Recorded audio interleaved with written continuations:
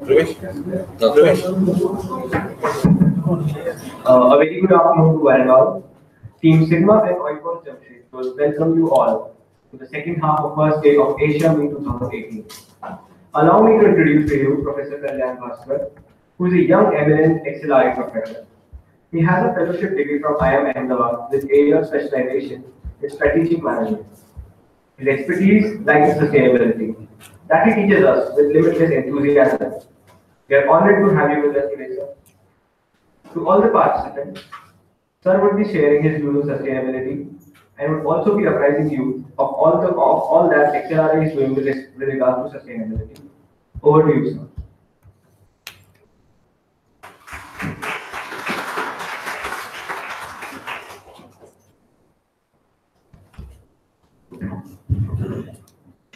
Good afternoon, all. Two of the most difficult sessions on any conference, any session, any class are the ones just before lunch and one after lunch. Because before lunch you want to rush to the session, you want to just go to the lunch.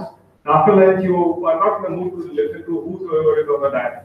Because you had a sunset lunch and you would want to just fall asleep. Sigma team gave me 24 hours. They called me yesterday, said we don't have anyone for the 2:30 to 3 o'clock session. Will you be able to fill in one slot? So I had 24 hours to prepare for this session. And in order to make sure you don't fall asleep, I'll try not to use any PPT. So what I'm going to do is I'll go through some YouTube videos, I'll download some videos, some news links, and take examples from daily life that we might have heard of.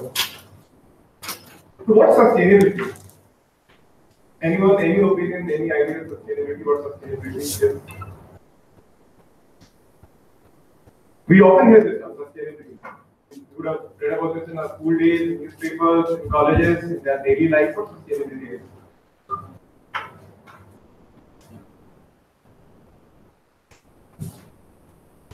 Stability and growth.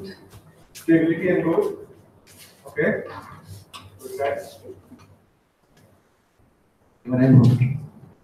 To sustain the environment, according to the environment, without the help of government and all. Without the help of the government, It's not without the help of government, but it's making yourself self-stable.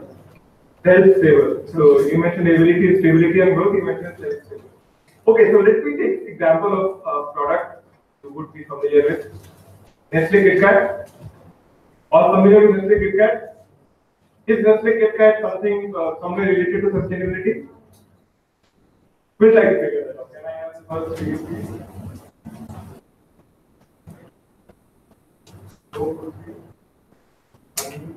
Yes.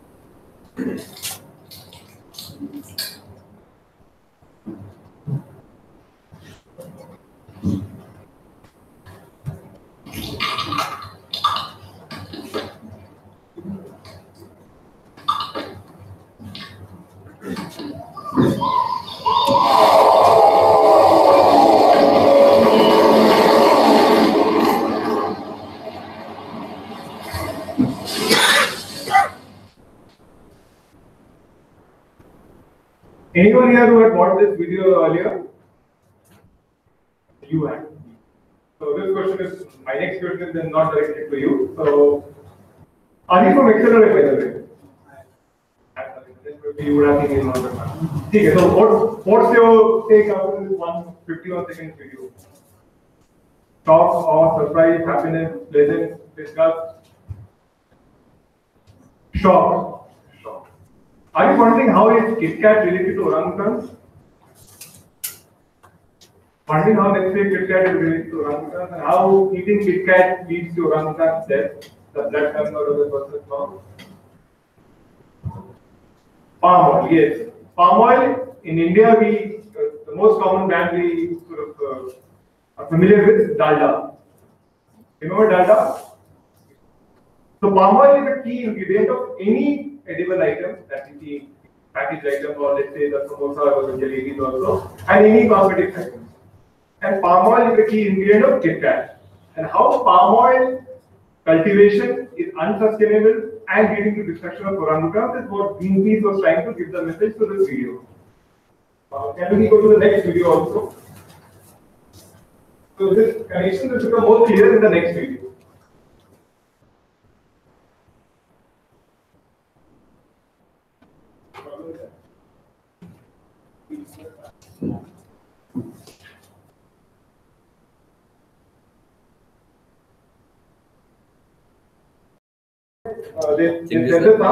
So palm oil, 90% of palm oil, all palm oil comes from two countries, Indonesia and Malaysia.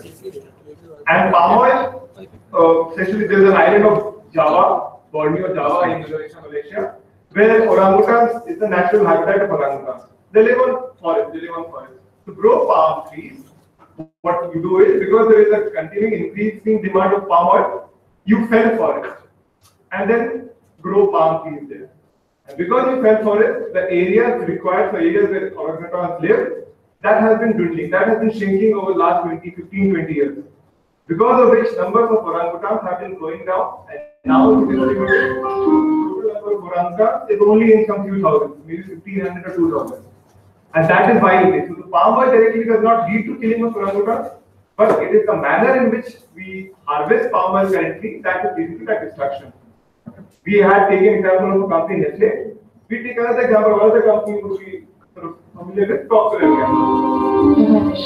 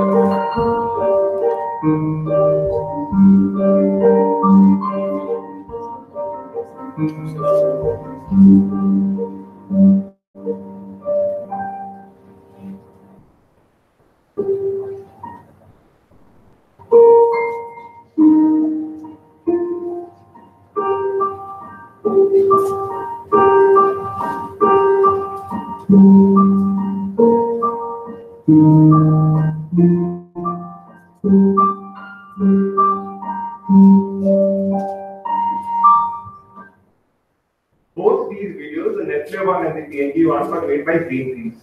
And when the video first came out in the public around 15 years back, the reaction of Nestle was, "Who me? I have nothing to do with orangutan and don't blame me for orangutan destruction." And same was the response of Procter & Gamble. But then Greenpeace substantiated their videos with claims and linked it to how their procurement practices were driving demand of palm oil, leading to unsustainable cultivation of palm oil in Indonesia and Malaysia, leading to destruction of habitat for orangutans. After these videos, initially after denial, Nestle and then Procter & Gamble and so many other companies started taking steps to ensure you don't source palm oil in an unsustainable manner. And there was something called RSPO, Round Table on Sustainable Palm Oil. RSPO was created, which was a public-private partnership model, in which Indonesian and Malaysian government had a play, and so did these companies like P&G and Nestle. And they said, let us try to cultivate palm oil in a sort of a more eco-friendly manner. Coming to India, one of the companies that has started doing that in India is Godrej Agrovet. Godrej Agrovet is a subsidiary of one of the firms of Godrej Industries. They came out with an IPO last year, and they have said we will grow palm oil in India in the states of Chhattisgarh and Telangana. India, the palm oil demand meets 90 to 95% of palm oil through import from Indonesia and Malaysia. And globally, India is one of the top 3 consumers of palm oil. So what we and you do on palm oil, so let's say if we and you as consumers start demanding from companies that source palm oil in a sustainable manner, that is how it would lead to companies indulging in sustainable practices. Now the fallout of these 2 videos, so when the videos came out, that led to boycott of Nestle product by consumers in some countries in the Western Europe and US. And same happened with P&G. And it was not only these companies which faced the brunt. The other video will show you another company from an unconnected sector also faced the brunt of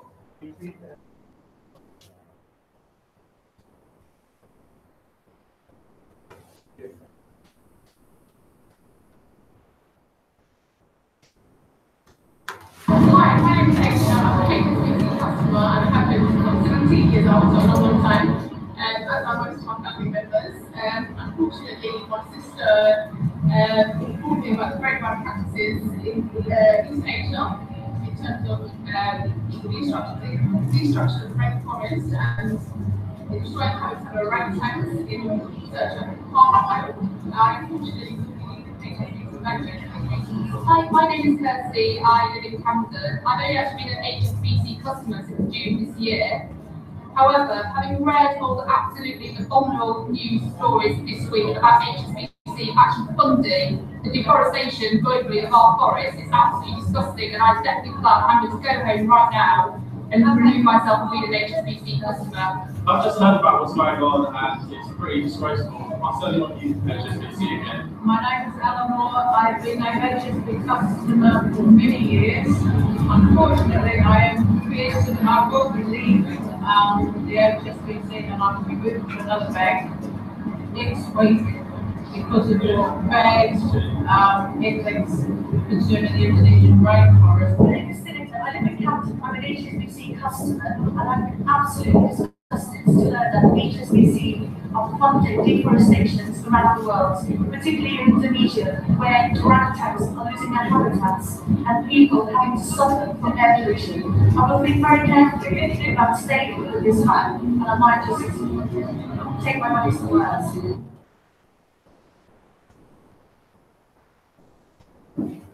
So HSBC, a financial sector company, not directly growing palm oil, not directly using palm oil, but funding companies that were using palm oil, that also faced a brunt. Now, when these videos came out, social media was not that popular. Social media, as you see, Facebook, Twitter, or LinkedIn has got more popular only in the last decade. And what social media has done, any incident like that in one geography of the world can become viral within minutes, and everywhere across consumers will start sort of demanding action from companies on this. Few years back, around 3-4 years back, there was a building collapse in Bangladesh. Close to 300 people died in that building collapse. And when that building collapsed, Bangladesh government started to wonder who owned that building and who were the workers therefore, what were they making for. And then the link came out that they were making clothes, producing clothes to be sold in UK by Marks and Spencer. And when this news was reported in the UK British media, again Marks and Spencer faced boycott. So it is not only about animals and environment that leads consumers to protest, but also inhuman condition of workers that leads people to protest, and Marks and Spencer faced boycott and their sales dropped for a certain while, and then they were forced to take corrective action. This is all what we mean by sustainability.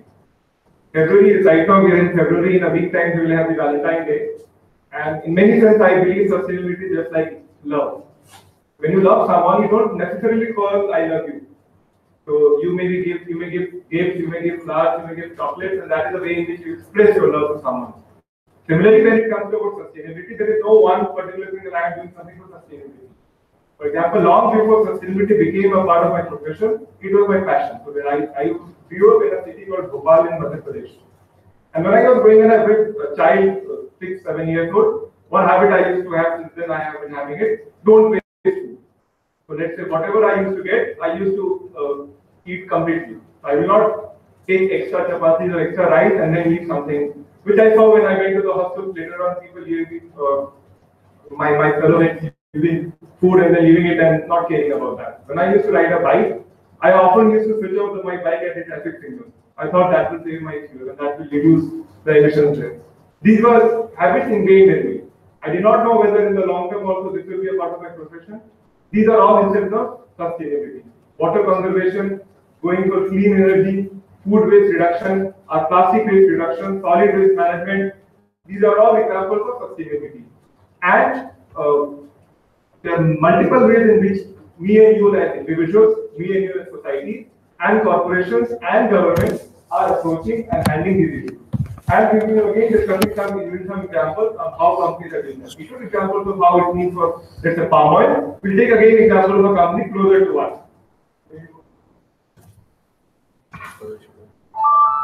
Wear a hat indoors.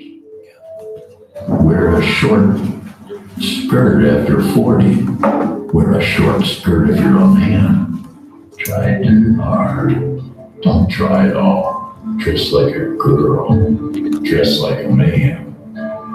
Dress like a teen. Stand up. Blend in. Mix prints. Mix pink and red. Show your panty line. Go commando. Cover up. Show it all. Be trashy. Be neat. Wear pink. Wear blue. Wear yellow if you're blonde. Wear red if you're a redhead. Wear socks and sandals. Look fake. Look chic. Look chic. Be a princess. Be boring. Take a stand. Be uniform. Be liberated. Be old. Be new. There are no rules in fashion but one. Recycle your clothes.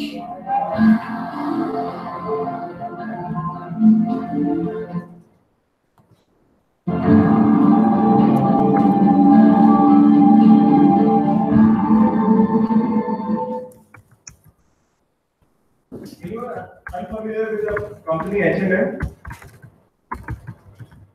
So it's a apparel chain based on Nordic countries, and it has set up stores in India as well. Delhi, Mumbai, Bangalore, and open stores there. So what it talks about how H&M is doing its part of sustainability. So it has nothing to do with orangutan, nothing to do with climate change that's there over there. It's simply in the manufacturing process, the production process, how the simple process of using recycling and reusing clothes can help you reduce your water footprint. Indian cricket team is touring South Africa nowadays. Aware of that? They played test match, the test match got over in the last month, and now right now we have 3 one-day internationals. We're done with that, and we'll be having 3 more one-day internationals followed by 2020 internationals. One of the test matches and one of the one-day internationals were played at Cape Town. Aware what Cape Town is battling through as we speak right now?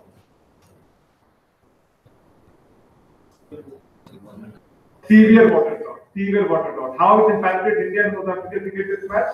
The groundsman at Newton Cricket Stadium did not have enough water to water the pitch, because of which Newland's pitch used to be spacier and bouncier. It was dry there. And Cape Town is projected to be the first metropolitan city in the world to run out of water on May 11th. As of now, rationing has started. So if you were to go to any hotel, 5-star hotel, Star Hotel in Cape Town, and you go to the washroom, you go to the bathroom, you will not get water for more than 2 minutes. It will automatically cut off. The situation is so scary in Cape Town, rationing has started. Per family, 50 liters of water is given, not more than that. And after day 0, that is May 11, that will reduce to 25 liters. Within 25 liters, eat, drink, wash your clothes, bathe, do everything, not more than that. And Cape Town will not be the only city in the world which will face such a problem. Closer to us, we have examples of Gujarat. And I'll again show you some links, not the videos. This is the using Cape Town water crisis to be warning to the world, which mentions about how the crisis came to such a situation and what it means for everyone. So when there is no water, individuals like me and you would suffer, societies would suffer, but so would corporations would suffer. Any company, any manufacturing company, any service company will require water for that their use. And they run out of risk of losing their business or shutting down their business for someone till this problem is solved. Now coming to closer to Gujarat, this article is February 1, hardly a week back. It talks about the water crisis looming, Gujarat to cut supply to cities. Elections were held in the state of Gujarat in the month of December. Remember? New government has taken place. Vijay Rupani is the new chief minister.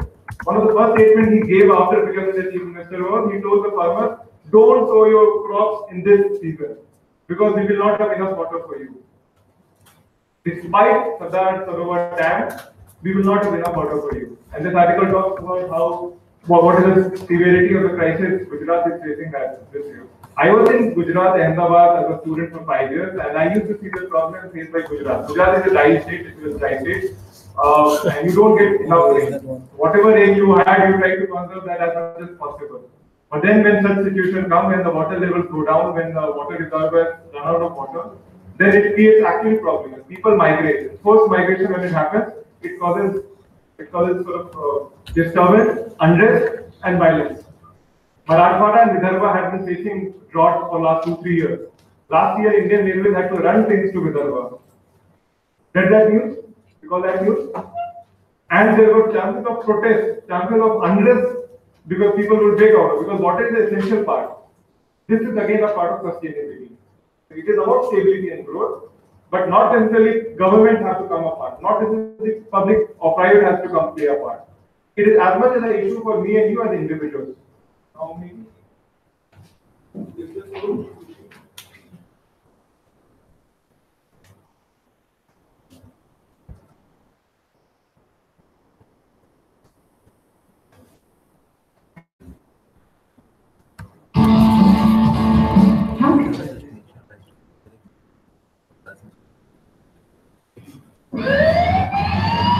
सफेद गाड़ी को लाल आंखें दिखाना,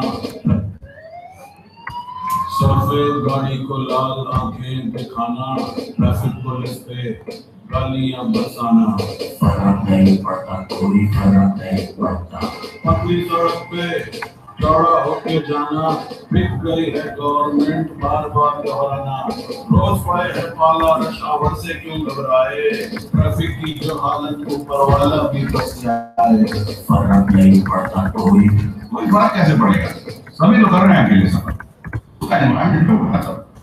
भाई जब ओला शहर है तो उसके फायदे टैप क्यों नहीं करते, इससे कंजेशन घटेगा, पोल्यूशन घटेगा और फर्क पड़ेगा।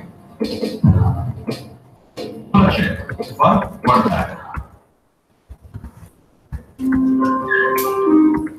Use Ola Share, use Uber Pool. Ever wonder what was the need for Ola and Uber to come out with these products? Ola Share, Uber Pool. Would Uber not let's say get more revenue by having two confused customers leading two different vehicles rather than pooling together? And what was Ola trying to portray in this message? That if you use Ola Pool, if you use Uber Share, you do your bit to contribute to the congestion, traffic congestion in the city, as well as contributing to reducing the pollution of that city.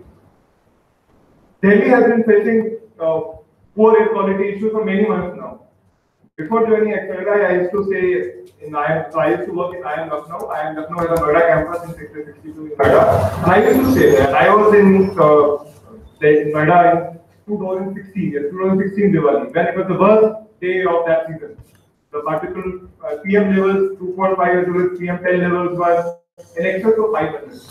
I stayed in the campus, and from my house I could not see the building, the institute building. The situation was so bad there.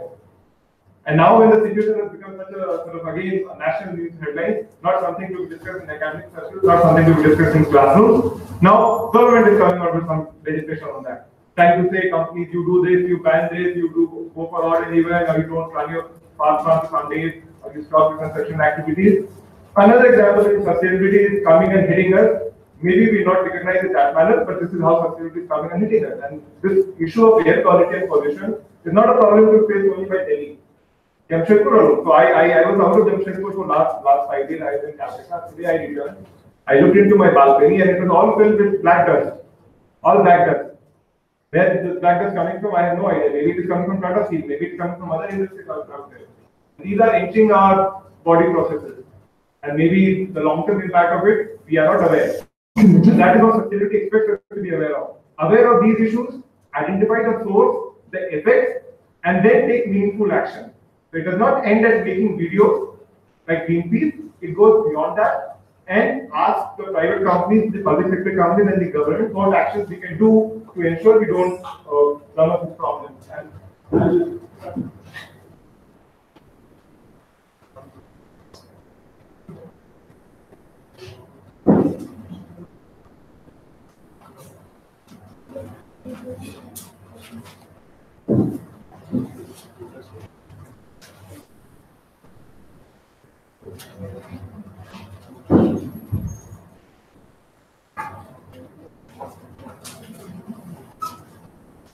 Yes.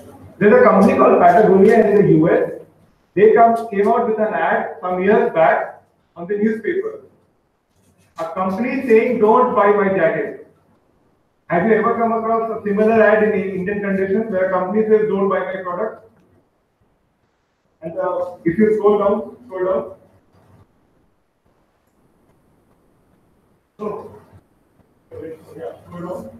What it says about why you should not buy this jacket is because every jacket that you buy has a cost to environment in terms of detergent, dyes, chemicals, water, energy. So what they said is don't buy my clothes unless it is urgently required. Unless you have completely torn your clothes, don't buy my clothes.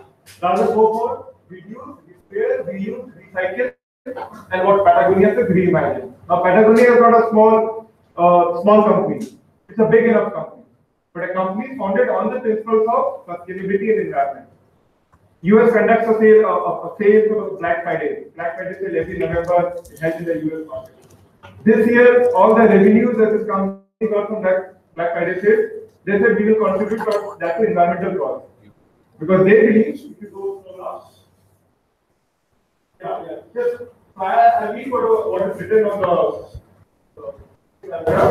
Patagonia wants to be in business for a good long time and leave a world that is inhabitable for our kids.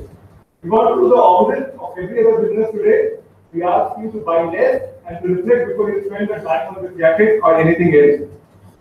So, in a sense, you require technologies. Yes, you require technologies. Technologies like solar PV.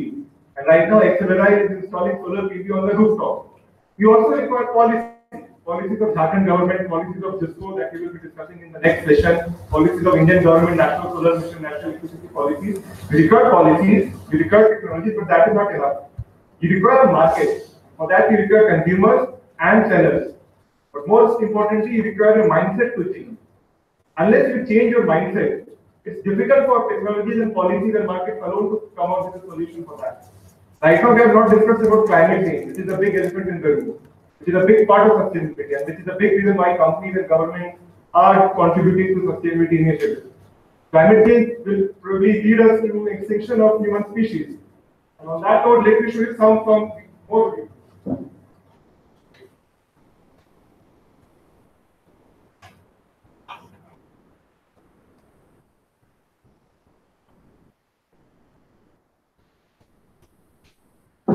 Anyone in this class who has, in this hall, who has watched the movie Erin Brockovich? No one? Okay. Heard of Julia Roberts? Yes. Hollywood actress, pretty woman. This was one movie. I'll show the trailer of this movie. Just go to the trailer of the movie and we'll discuss what the movie has no actual training. I have kids. Learned a lot right there. Yeah, and I'm great with people. When I was first out of high school, I married a kid too. I'm extremely fast learner. You got a really nice office. Look, You want my number? I do. How about this for number 6? That's how old my daughter is. 8 is the age of my son. 2 is how many times I've been divorced. 16 is the number of dollars I have in my bank account. So let me get that out of the way because I find you attractive. I'm smart, I'm hardworking, and I'll do anything, and I'm not leaving here without a job. In a law firm, you may want to rethink the wardrobe of it. Well, as long as I have 1 axe instead of 2, I'll wear what I like. That's all right with you. You might want to rethink those ties. Why are there medical record 10 blood samples in real estate files? Would you mind if I investigate this a little further? What makes you think you can just walk in there and find what we need? They're called boobs. Extra very wrong. So it kills me. You're a lawyer? No. I hate lawyers. I just work for them. We're going to have to spend a little time filling in the holes in your research. Don't talk to me like I'm an idiot, okay? I think we got off on the wrong foot here. That's all you got, lady. 2 wrong feet in ugly shoes. You gotta find a different job or a different guy. For the first time in my life, I got people respecting me. Please, don't ask me to give it up. You're emotional, you're erratic, you make this personal, and it is. That is my work, my sweat, my time away from my kids. If that's not personal, I don't know what is. Keep them in every week. They're all time. Every single one. How did you do this? Since I have no parental or legal expertise, I just went and performed 634 sexual favors. I'm quite tired.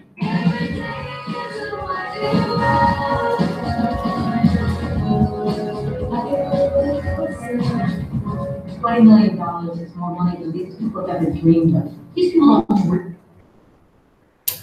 I'm told the organizers here have planned for a movie screening in the next 3 days.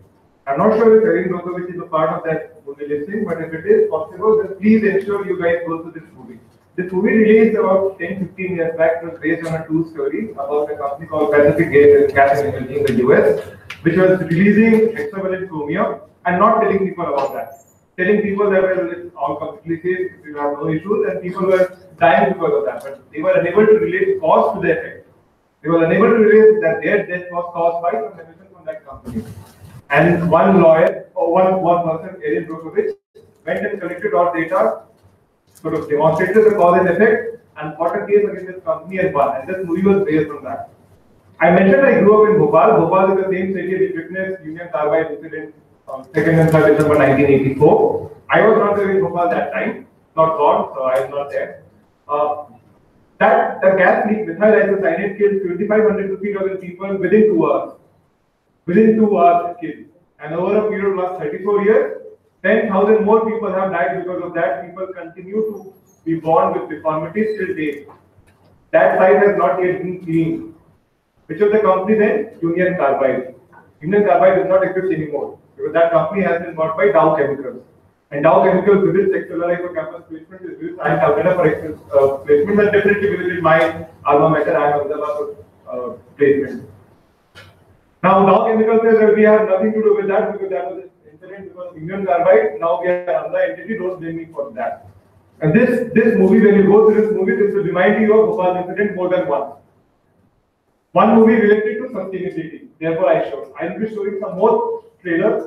This movie you would definitely have heard of. Heard of a movie called Avatar? 2009 movie.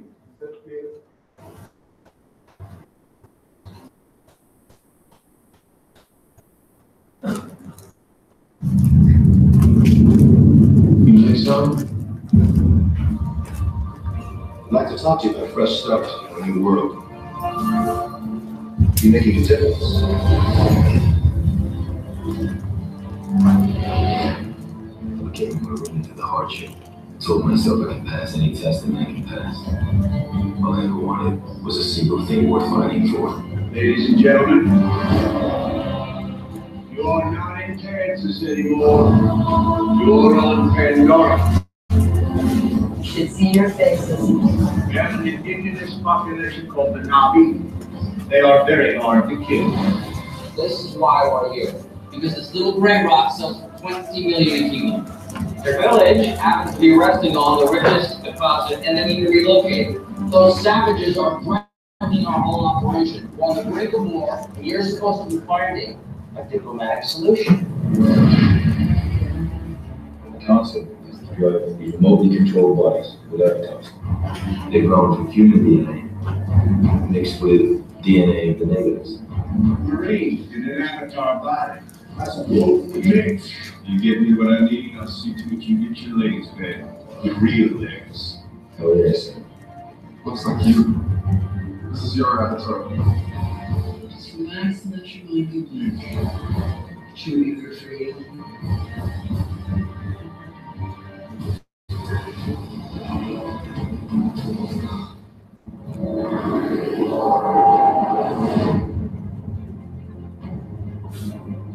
Yeah, it's real simple. I want you to learn from the inside what you gain your trust. You should not be here. Go back. All this is your fault. I need your help.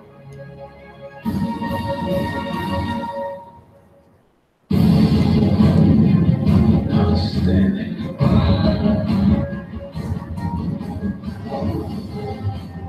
I got lost in the woods, Abby. You forget what team you playing for. Strong, pretty weak. Nobody does a thing. Wow. You was happy? Everything changed. crazy. War is just over, there's no stopping it. We're going up against gunships with bows and arrows. I guess we better stop it.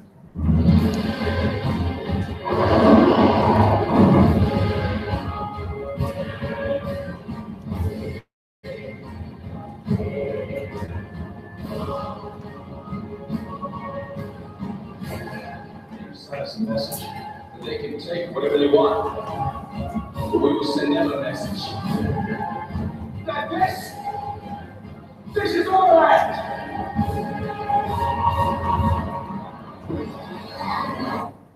Anyone here remember what was the premise of this movie? You just saw the trailer. What was the premise of the movie? Mining for some minerals, rare Mining for some minerals, which is very valuable, over which Navis sit over there, and humans want to displace Navis and extract those minerals.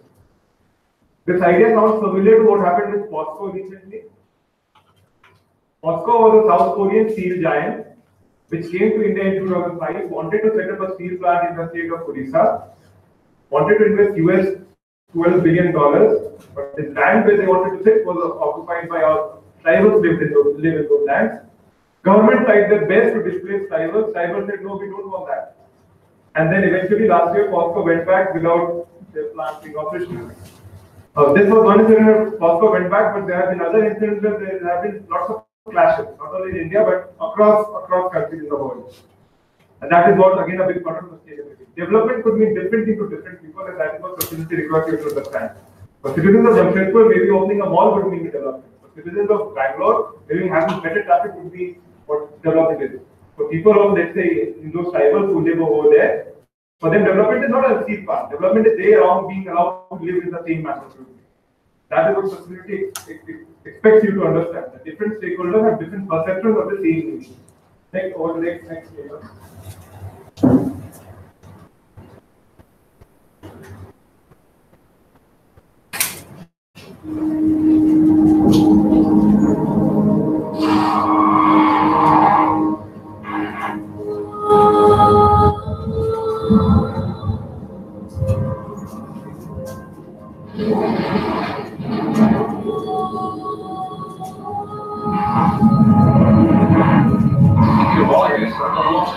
What is causing this weather? Why? It's flying frost.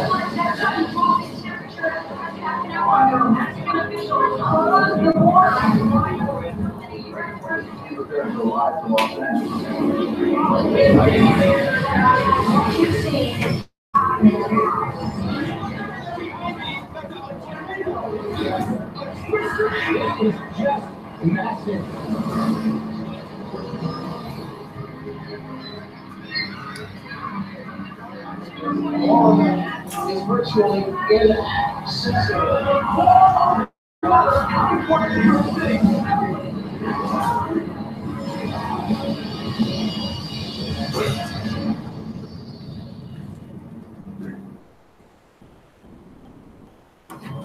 Save as many as you can.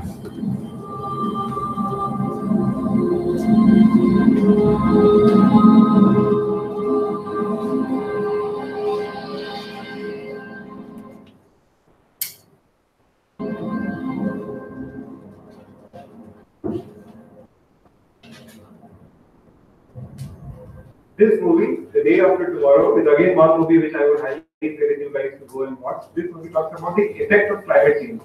People talk about extreme weather events happening because of climate change, and this talks about hypothetical scenario. Because of climate change, Canada and North America witnessed a massive ice storm, snowstorm, and what happens because of that. So it talks about that situation. And finally, I come to the last movie, which is again linked to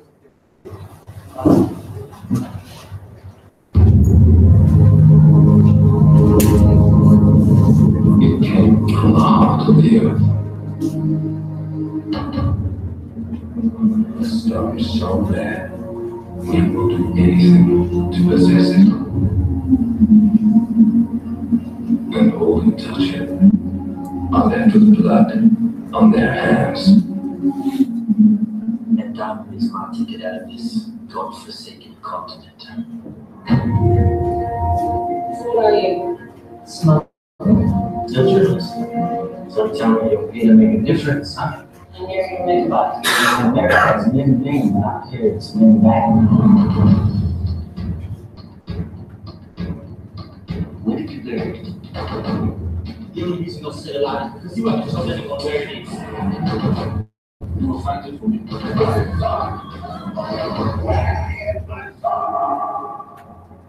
What if I let you find your family? That makes us partners! I'm not your partner! You're using him, I'm using him, and you are using me, and this is how it works. You're still the same. I am his father! I'm gonna just go back!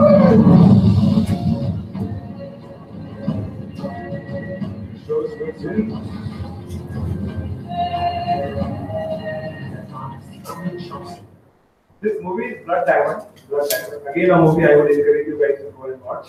This movie is about the mining of diamond and how that is used to foster tensions and conflicts in the region where the diamonds are mined. A concept similar to that is what happened in the US. There was an act passed in 2012 called the Conflict Mineral Act, which required all companies trading in US, selling their products in US, using tin, tungsten, tantalum, and gold in their products. So companies like Intel, Microsoft, HP, Canon, and Dell, they were required to ensure that if they are using these materials, sourcing it from 10 African countries, that the money is used to fuel conflict, tensions, and violence, they need to disclose that. And after disclosing, they need to ensure they don't source it from there. Again, all movies which were made of real situation or some hypothetical situation, but which we can see close to us, close to me and you as individuals, close to me in the societies and nations. So I wrap up by saying sustainability is about environment, is about continuing to grow, but it is as much about society, as much about economy. It requires technological solutions, it requires policies to play a part, it requires markets to play a part, but most importantly, it requires us to change our mindsets. I end it here. Thank you.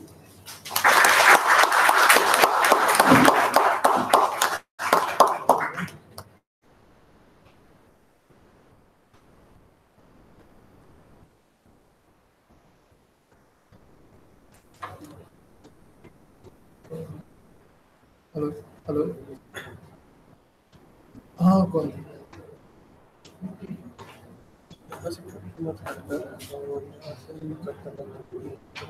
वो आज office से नहीं वो जमशेदपुर अब निखिल मैं I was told to wrap up at 3, therefore I could not take questions. But if I have any questions, Nikhil मैं था ना I was told I have given the time 2:30 to 3, but just around 1:30 I was told another professor was supposed to take the 2:30 session back out, so I had to fill it from him also.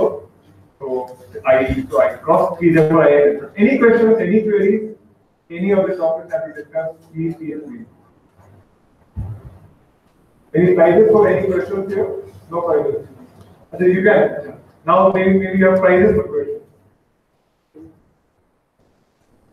Come on. Or maybe give the 2 volunteers who answered for to mention sustainability and growth, and one gentleman at the back. Any questions? Prizes up for grabs. Any questions? No good.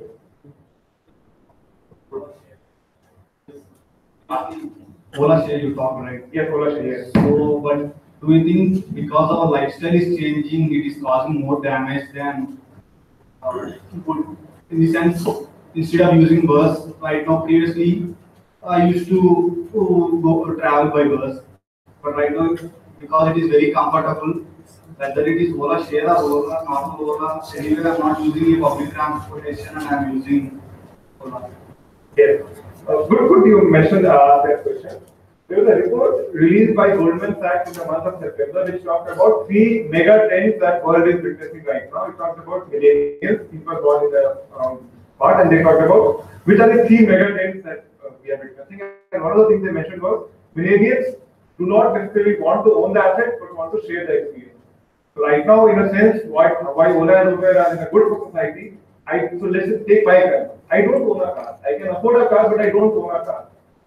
Because in Jamshedpur, I can go to Ola. I don't necessarily need to own my vehicle. And that is one thing. In the cities of Delhi and Mumbai, there are some market reports which say youngsters tend to go for Ola and Uber than buying their own car. So in a way, they are avoiding their private consumption. So that is one good part of Ola. Of let's say Ola and Uber. But when we talk about private mode and public transportation mode, so right now discussion is on sustainable mobility. So let's say if I have to go from place A to place B, I can use cycle, I can use a two-wheeler or a three-wheeler or a four-wheeler by personal vehicle, or let's say a bus or a tram. In general, public transportation mode happen to be most efficient in terms of reducing the emissions. So they can carry a large number of vehicles, large number of persons, with per emission, per capita emissions less than private vehicles. And therefore, private vehicles people would want to avoid. And right now, government policies in India also, there's a policy on urban transport, National Jawaharlal Nehru Urban Renewal Mission, which is promoting public transport. Now, for public transport, for you to go to public transport needs to be safe, secure, cheap, and easily accessible. So let's say I don't need to go to Sachi to get a public transport. It should be easily accessible outside, let's say, XLRI.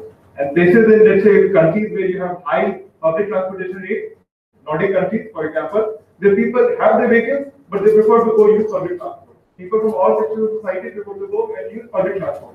But countries like, let's say, US or Australia, which have high private transportation, more private, so people prefer to go from one city to another city in a private car rather than taking a train. Because train lines don't exist, or taking a flight. There the consumption mode tends to be high, and that is what sustainability requires us to do. So let's say go towards more public transportation mode, in which Ola and Uber share. Good example of that. So you're using the same car to ferry more than one person. So rather than having 4 vehicles going and emitting 4 times emission, you have 4 persons in the same vehicle in the same X emission. I do agree with that what police and both. But what I'm saying is our lifestyle itself is changing, right? Because of these Ubers and the Olas, our lifestyle previously. Now the most important factor for me while booking an Uber or Ola is comfort rather than availability or anything else. So it's also damaging a lot then. So when I talked about mindset, and then I showed the examples of Patagonia, not the consumption. So the mindset required is, why do I need to make this travel? And one of the options companies are coming with work from home. So let's say if you want to go to your office to work, why can't you work from your home? And that is companies are trying. So let's say avoiding travel. The best thing is negative emission, avoided travel. So private mode of travel, public mode is better than private. But the best would be if you can simply avoid travel. And that is what companies are right now trying to go for. Or let's say non-motorized mode of transport. Let's use cycle. Ola has started something called cycle in Kanpur. Ola cycle or pedal. In Newtown also they have started in Calcutta pedal, Ola pedal. Where you can get a cycle and go from place A to place B. In the city of Bhopal also they have the bus mode where they have cycles. You can go and use cycles and go from one place to another place. Moving to non-motorized mode, and it requires change in mindset. So yes, you require policies to promote that technology, cycles exist there, markets, Uber and Ola to come there. But it requires you and me as individuals to change our mindset and move from a private car to let's just mode. Any other question?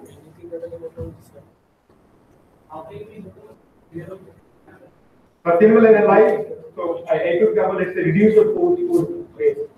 For example, reduce the food waste. So consume only that much, take only that much portion as you would require. Reduce the food waste. Second thing is reduce the water pollution.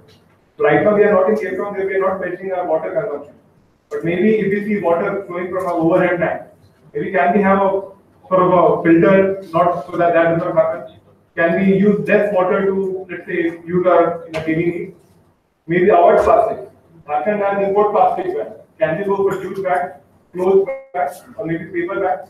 Or let's say, these are again examples in which, as common layman, we can do a bit of sustainability on part. But let's say institutions like your schools and colleges, maybe you can ask your schools and colleges, why can't you go for solar rooftop? Maybe go for solar rooftop. And that's what XLRI is. XLRI also does, let's say, collect the food waste from the campus and uses it to generate biogas. You can maybe have a similar model in Jamshedpur. Maybe in different societies, or different societies, let's say Baridi or Telco colony. Why can't the leftover food be channelized and used to generate biogas? These are all examples. These are all completely hypothetical examples. Some societies in India are actually doing that, completely avoiding plastic waste. When you have marriage functions, why can you not have completely avoid plastic waste? So let's say one example here. I was given water in a glass. I was not given a plastic bottle. Another way in which I am avoiding use. avoiding it. So these are all examples from our daily habits in which we can do our part in sustainability.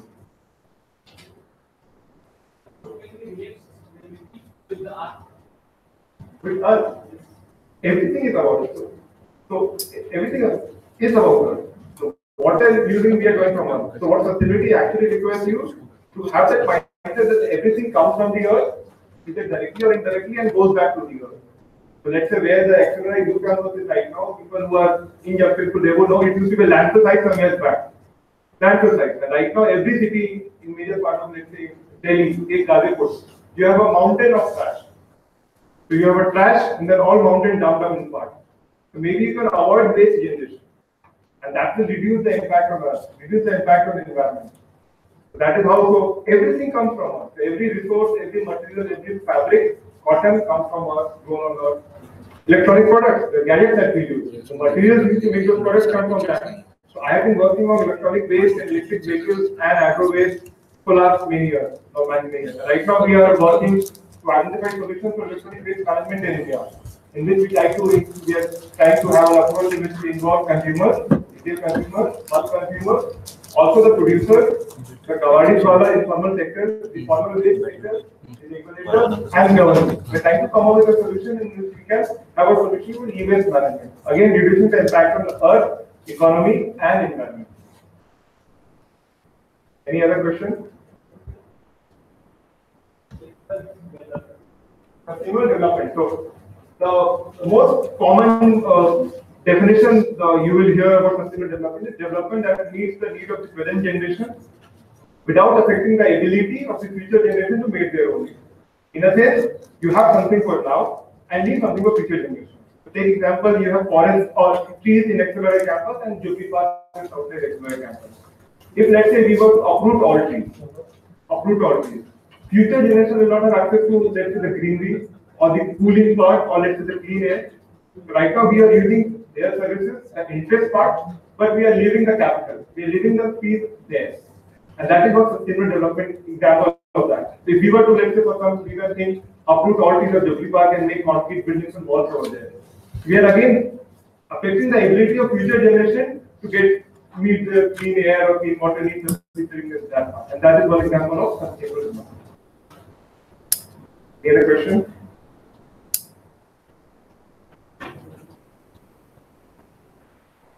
Hello, I'm obviously not from India, so my question is about, according to you, what would be the biggest challenge of India in terms of sustainability? It's a very broad question. The broad question, probably I could have had a session on that. Challenges for India on sustainability. Well, a lot. For India, lots of challenges on the part of sustainability. So we have poor people, one of the largest numbers of poor in the world. And as we continue to grow, we have to ensure that focus turns not only to growth but to development. And when we talk about development, sustainable development for India would also mean access to water, access to hygiene, access to sanitation, access to education, access to health services. So this is going beyond environment. Sustainability is not only about environment, but access to these things. Because I will be able to serve my own needs and to take an informed decision only when I have access to these basic services. So sustainability for India, let's say, would also mean this. Would also mean creating infrastructure for public transport. So having metros now. So after the examples of Delhi, all major Indian cities right now are trying to have more public mode of transportation. And all Indian cities, as they are growing, are experiencing problems of traffic congestion. Because you can have more number of lanes, but you will have more number of vehicles to fill those lanes. So what do you do with that? How do you get people to avoid using private transportation and move to public transportation? So more metros, more buses, more AC buses, more bicycle lanes. Examples of creating infrastructure for that. Having more railway lines, getting the railways are the most efficient manner of commuting people from one place to another place. Getting this recycling concept ingrained in Indian companies, getting companies to engage in something like extended producer responsibility. So asking Indian companies to take care of their products beyond stage. There is a concept called extended producer responsibility that has been implemented in India for the management of plastic waste rules and battery rules and electronic waste rules. So asking companies to go beyond that. India was one of the first countries to came out with an act requiring companies to mandatorily spend on CSR. And in one part, in which you ask companies to think beyond your own profit. Because policies will play a part. So these are some examples in which India probably can address the sustainability administration. Was I able to answer to an extent in a brief question? Yes, definitely. The question I have a second Yeah, question on education. How education can help to overcome all those challenges that you said? All the challenges, yes. So for many of these things, you need awareness. Let's say, for example, Nestle KitKat. You need to be someone to aware to link consumption of KitKat with palm oil and orangutan. And that awareness, education will play a part. You need better informed decision making. So let's say, should I go for a private mode or public mode of transportation? For that, you need people to be make informed choices. For that informed choices, you need people to be aware and be educated enough. So they should be able to compare, let's say, a cycle with a scooter, with a car, with, let's say, public transportation, and then take decisions accordingly. So this is how they can take examples. So let's say education. When people are educated, they will be able to pay more attention to hygiene and health. So when you talk about, let's say, not using biomass food stores, one of the measures. So you would have read about chulhas, the traditional chulhas that we use in villages in India. It is estimated India has 800 million people using biomass food stoves in the world, in India for cooking. Number one in the world for this part. India has been running programs to get people to move from traditional biomass food stoves to improved cook stoves for the last 35 years. The government argument was, if you use biomass food stove, traditional one, it gives rise to pollutants, particulate matter, which affects your health, which affects your own well-being, and leads to many long-term diseases. It is also one of the biggest causes for infant mortality in India. And for that reason, and also contributes to climate change. So when government started running this program in 1981, they thought we will give subsidies and people will switch to improved food stove. After 10, 15 years of experience, they realized it was not happening. Because money was not a barrier, money was not a constraint, it was people's mindset. People needed to be made aware about that. And therefore, in mid-90s, government changed the policies and they said, we will try to create awareness. And then they try to create awareness using education, going local nataks in villages, in communities, and getting people to have this in schools. So young boys and girls, when they went to school, they were told that how traditional chulhas affect your long-term health, long-term mortality, affect your mortality. And that is how, but till date, we are still 800 million people. So education will play a part, but education alone will not. Again, when it comes to mindset, when you have custom sensitivity, but when you have people who are more educated, they are far more likely to take a pragmatic view of these things and take decisions that affect their health and affect their well-being. Having yourself been someone who has studied sustainability, been an expert in that domain. I am not an expert, but still, what do you see as the future of sustainability studies in Indian higher education system? Oh, excellent. Thank you for asking that question. Because I was given a chance of having a planted question, I would have definitely got that one as a planted question. Let me give you a brief of where I come from. So, I'm an electrical engineer by training. I worked for 2 years in an oil company, and then I went to do my PhD. So I worked on solar and biomass energy for my thesis. And then before coming here, I was with IIM Lucknow. IIM Lucknow, as you would know, is one of the top 5 management institutes in India. And they had launched a program on sustainable management in 2015. They were the first IIM in India to launch a program on that. Third year in learning, third batch is there. I handled the placement of that program, so I had a greater exposure to what corporates are doing on sustainability, what opportunities are there for Indian graduates in that field, and what other colleges are doing on sustainability. As I speak, in the management domain, there are 4 institutes in India which have a separate program on sustainability. Delhi University, Delhi, Devi University, Bhubaneswar.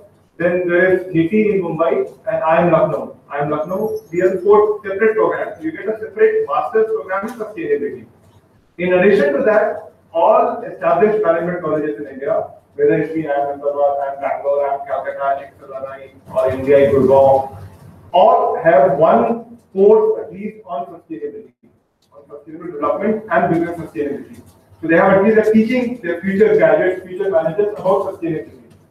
Courses on sustainable design and thinking have been launched in architecture and design colleges also in India. And slowly these are finding ways in engineering colleges also. Maybe not in the name of sustainability, maybe in the name of environment, So the environment is a big part of sustainability, and environment is how many of the sustainability champions in organizations are typically environmental engineers. So they are coming from that domain. And as I have seen this field over the last 7 years, opportunities are only growing day by day. Now you have chief sustainability officers in many corporations. You used to have CEO, CFO, now you have chief sustainability officer, CFO. There is a separate sustainability arm of every company that you can think of. Every Sensex company in India, every Nifty 50 company in India, and every Fortune 500 company in India has an arm on sustainability. And right now driven by either policies, so maybe policies like Smart Cities Mission or Solar Mission, they are getting companies to own it, or by some market initiatives, RE100 companies are doing on their own, or driven by some leadership. Examples of Mahindra Group or Indian Group, where some leadership is driving these things. And often when consumers are aware, again with the education comes apart, when consumers are aware, then you start demanding action from companies. So let's say Nestle KitKat. Nestle KitKat played a part in Nordic countries because people were sufficiently aware enough and educated enough to start demanding action. Right now in India, maybe our priority is something else. We want basic food, basic shelter, these things to come later. And economics explains that also. We start wondering about these issues, figuring out these issues only after reaching a certain level of progress. But as we become more aware, we will start demanding actions, and that demand will lead to some meaningful actions by companies. So, education-wise, higher education-wise also, colleges are doing their bit to stay ahead of the curve and seeing where the market is growing and to create a future management, because you all will be a part of the future management. You will be managing things, let's say, for the next 25-30 years.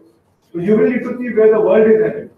Not where the world was coming from, but where the world is headed. And in that way, sustainability will play a big part and will be a big part of your R&D. Any other questions? Yes, sir. How do we develop a system that will prepare people to understand the importance of sustainability and how it can be practiced? How do we create a system for that? One way is definitely not to start from places like XLRI. One way is to start from schools.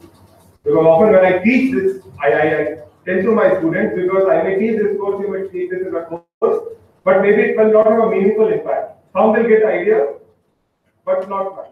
If you have to start from sustainability, start from school. Start making sustainability a big part of the curriculum from standard 1 and 2 onwards. So what the idea that I have, don't waste food, don't waste water, don't throw waste, don't throw litter here and there.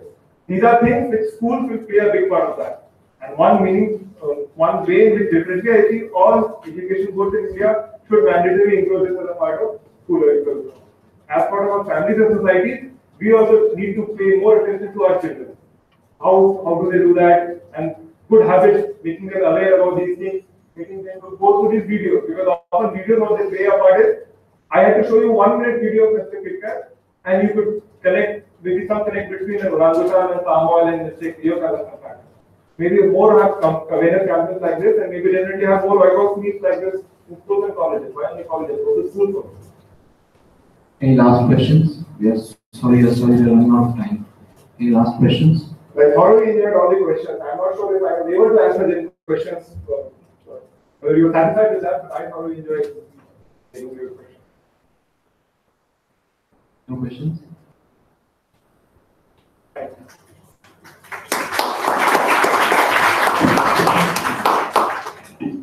Thank you, sir. That really was an engaging session. I hope everybody liked that. Now I would like to call Clementine on stage to kindly facilitate sir with a sapling.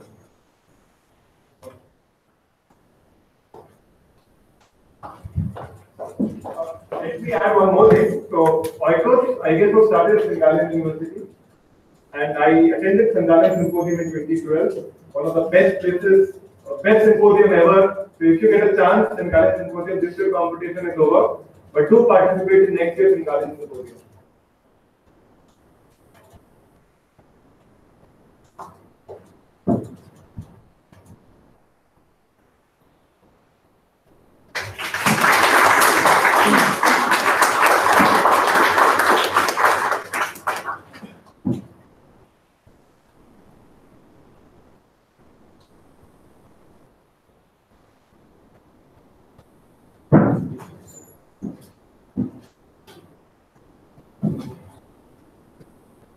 To all the participants, the quiz that we are going to have would be happening after the talk by Mr. Gaurav Anand. So, let me introduce you to him. Mr. Gaurav Anand, we have with us. He's the Chief Manager at JUSCO, which is the Jamshedpur Utilities and Services Company. He's working on environment-friendly initiatives for Jamshedpur city, mass awareness on sustainability, smart city projects, Internet of Things intervention in water, waste, and energy sector. He has been a speaker at multiple platforms and a mentor to many. He has played a pivotal role in implementation of ISO 31720 for Jamshedpur with WCCD, new idea implementation, etc. Gaurav sir is known amongst his circle as an out-of-box thinker, applying scientific approach in problem solving. We welcome you, sir.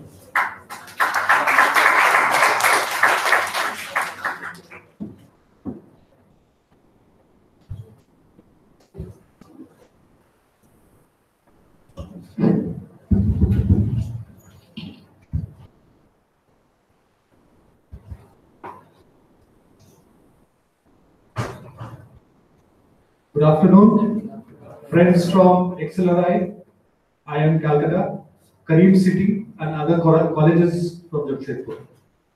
I am Gaurav. I am an environmental engineer. I have little bit of understanding as far as sustainability is concerned. How many of you know Plastic Road in Jamshedpur? Right. That was implemented by me. As the last speaker was talking about biogas. So the inspiration of putting up the biogas plant in XLRI was taken from JUSCO. Actually, we have implemented biogas plant at 20 places in Jamshedpur. So we are doing our bit as far as sustainability is concerned. So my presentation will have 3 MP4 videos and 1 presentation which will have water, power, waste, road infrastructure, and what are we doing in that. And at present, I think there is none in the room who does not understand Hindi. Okay, so sometimes I may use Hindi also because I'm not very perfect in English. Okay, so okay.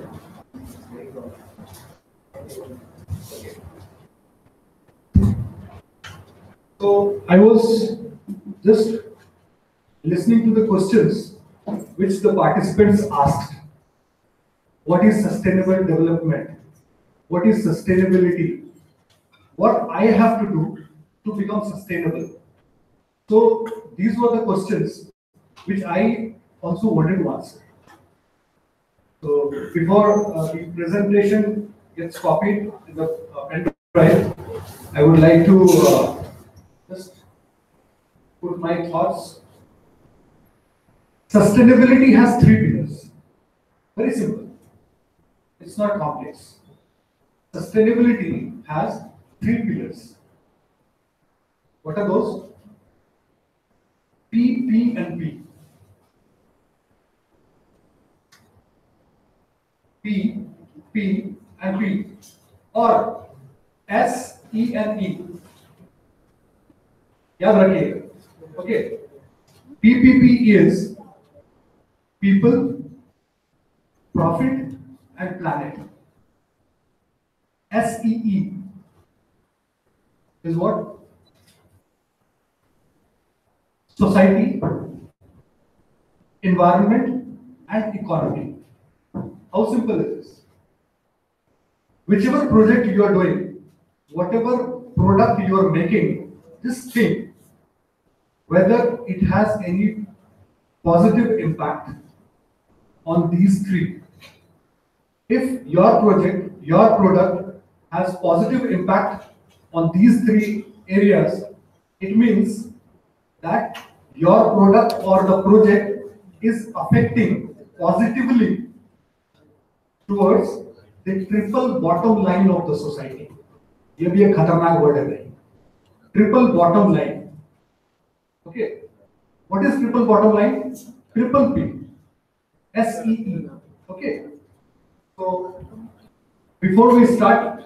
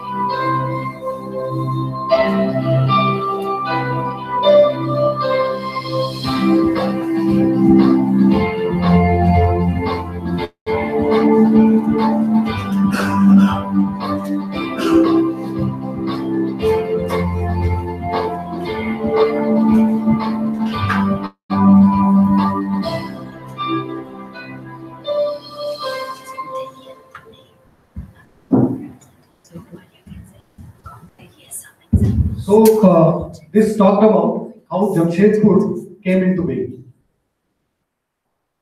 Jamshedpur is the only industrial city in India which does not have any municipal corporation. The services and utilities like water, power, municipal solid waste management, road infrastructure, horticulture services, all are taken care by Tatas. Prior to this, in 2004, like one who is from Jamshedpur will understand that before this, Tata Steel used to take care of the city. Now, JUSCO has been carved out of Tata Steel from Tata Steel's town division, and JUSCO is taking care of the city. So, unlike other municipal corporations, where other municipal corporations, what do? They take care of the waste management of that city. They take care of the waste water management of the city, but they do not take care of horticulture, electricity. So we are the only integrated city management service provider in India. Next. So when you go through this slide, you'll see that in 1907, Tata Steel came into existence. And since 1911, we are providing this service in Jamshedpur. So there was a lease agreement, and in 2004, JUSCO was carved out, what I mentioned earlier, and there was a lease agreement between Tata Steel and the government of Jharkhand in 2005, where they said, you do not require any municipal corporation in Jamshedpur. Now it's your responsibility to take care of the city. Next. So these are the business verticals JUSCO takes care of. One is Jamshedpur town operation, wherein it is integrated. It has integrated civil services, then customer relations, citizen engagement, power services, engineering, procurement and construction, O&M business, and real estate. So, Jamshedpur has an area of 64 square kilometers. Not a very big city, but okay, 10 lakh people can stay here. Population is 1 million plus. These are few facts, like length of the water mains is 640 kilometer. The power availability is 99.9%. Power doesn't. Okay. Water consumption is pretty high. Since the availability is very high, we think that all belongs to us and we just don't feel like conserving it. Okay. Next. So these are the areas which I am going to talk about: water and wastewater, power distribution, solid waste management, customer centricity, green management, and road infrastructure management. So in India, the smart city agenda started in the year 2015, and it had so many criteria. If a city wants to become smart, so Ministry of Urban Development had few criteria, like you have to have adequate water supply in your city, assured electricity supply, then solid waste management, urban mobility, IT connectivity, e-governance, law and order, health and education. You can see the tick mark. So these tick marks show that we are there in these services. And the tick marks in the government administration shows that it is not under our control. Government takes care of that.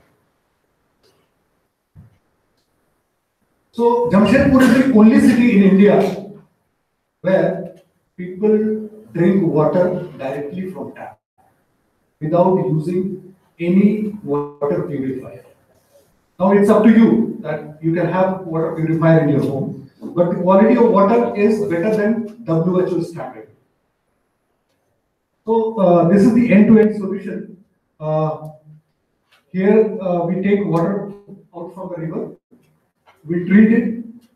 Some part we send it to the industries for using it for industrial purposes, and we have 5 towers in the city from where we distribute water to the different areas.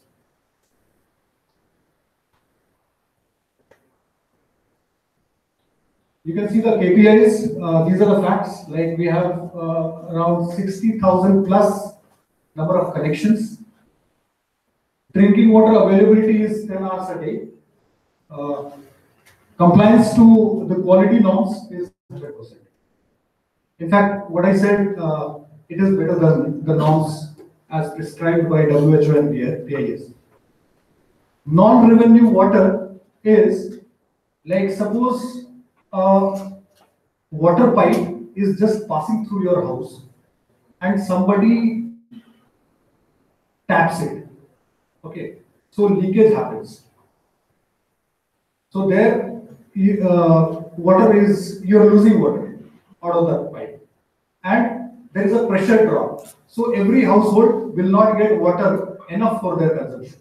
So this is one of the benchmark in our country. It's 6.64%.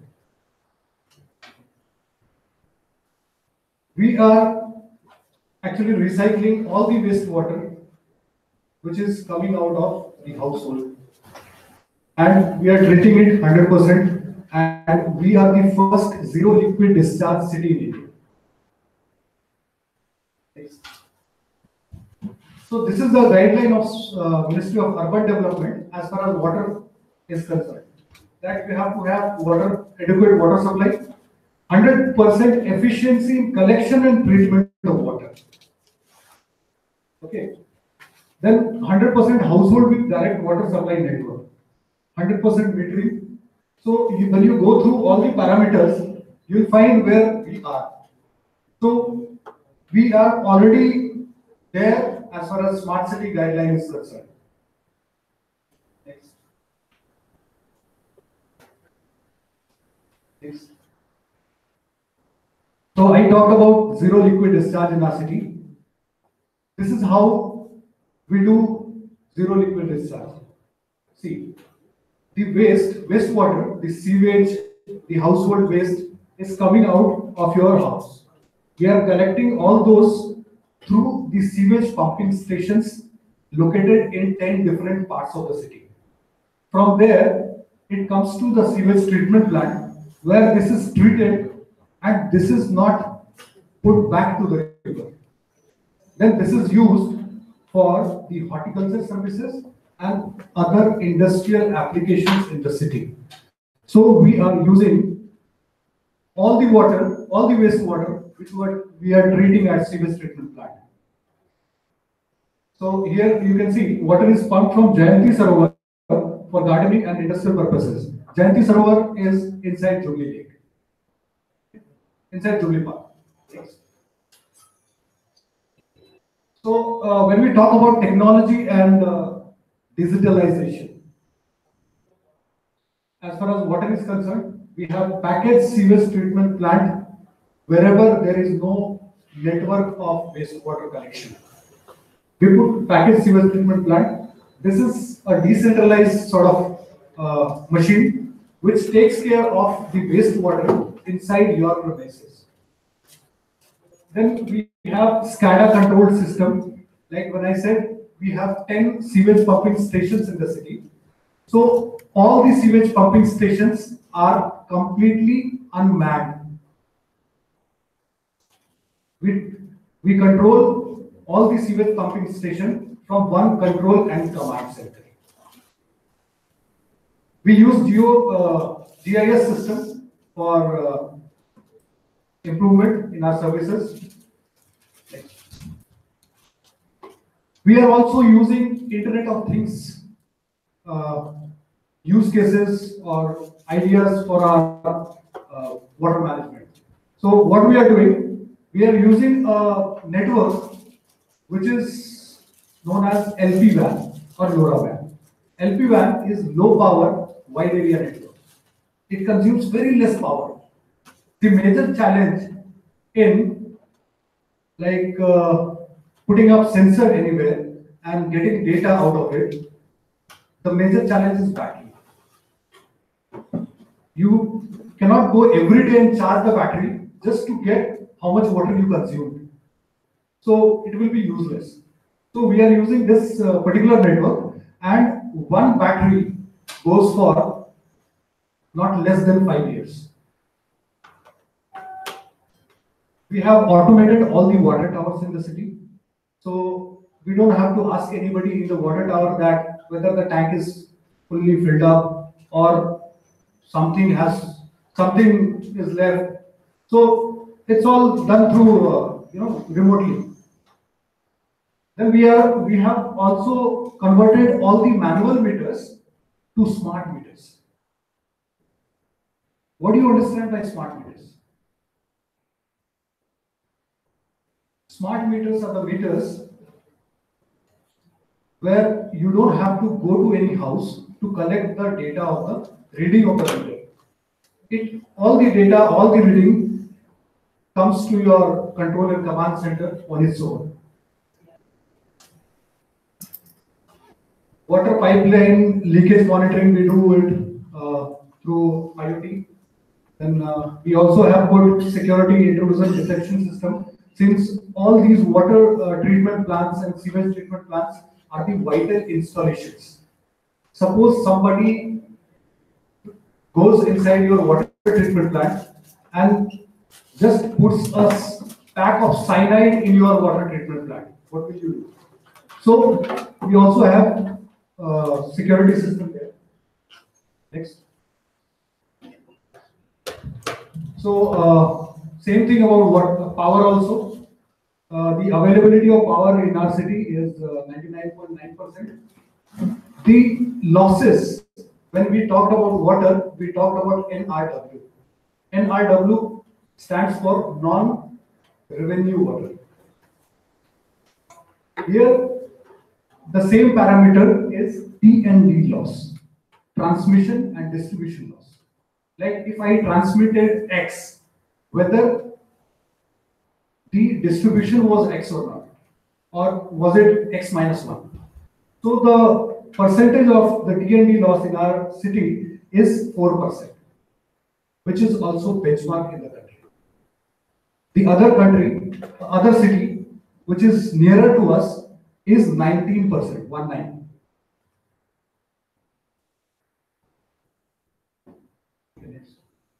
So these are the parameters set up by Ministry of Urban Development. As far as power is concerned, if you want to become smart city, so these are the benchmark criteria, that 100% household having electricity connection, 100% metering of electricity supply, then you have to have 24/7 electricity supply, 100% recovery of cost, that talks about the billing, utility billing. Then tariff slabs that work towards minimizing the waste. Okay? It means that if you consume 100 units of electricity, you will be charged 4 rupee per unit. If you consume 200 units, then for first 100 units, you will be charged the same, and the second 100 units, the tariff will go high. So you try to consume less. That is what it means. So here also we have done few initiatives. We have used few initiatives to make our city a bit smarter. One is putting up the controller in LED street lights. What does it do? It controls all the street light from one PC. Okay, you can dim the light. You can put the light on or off. You can, if you want to put alternate street light off, you can do that remotely. Previously, what used to happen, like we didn't know which light is working, which light is not. So the system also takes care of that. We have all these substations, all the distribution transformer, power transformers maintained through SCADA and operated from one control and command center, where Sigma team also visited. Next. These are the few Internet of Things intervention in power distribution system, where we monitor transformers, where we get the oil temperature, winding temperature, voltage, current, everything on our controller command. All the street lights are automated, and we have very advanced metering system as in water.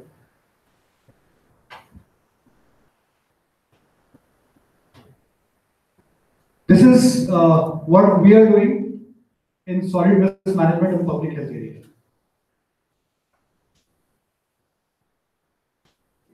So this is how we collect waste. We collect waste either through the primary bins or through the door-to-door collection services. So these are the two methods of collection of waste in Jamshedpur.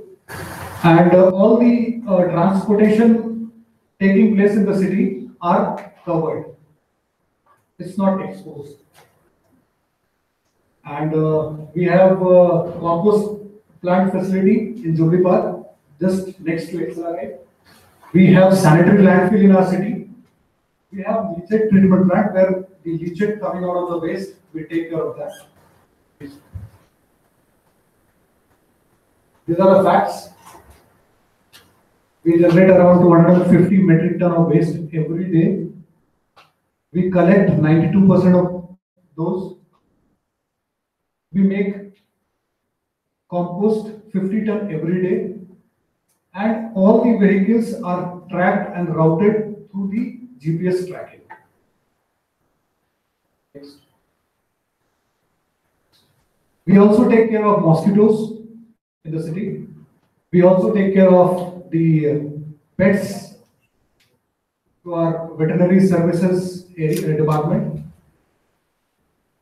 So this is the benchmark criteria set up by Ministry of Urban Development, that 100% collection of municipal solid waste is the first criteria. Then the second criteria is whatever waste is collected has to be recycled, which is not an easy task. 100% segregation of waste at source, also not an easy task. 100% households covered by door-to-door collection can be done. So the major challenge here is that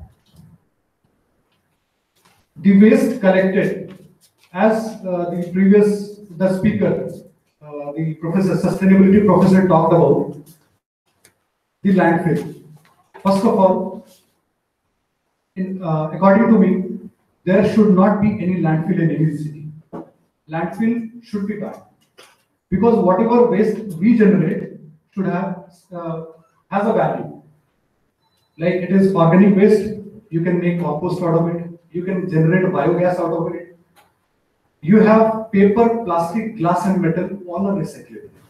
It's up to you that whether you mix it or you segregate it.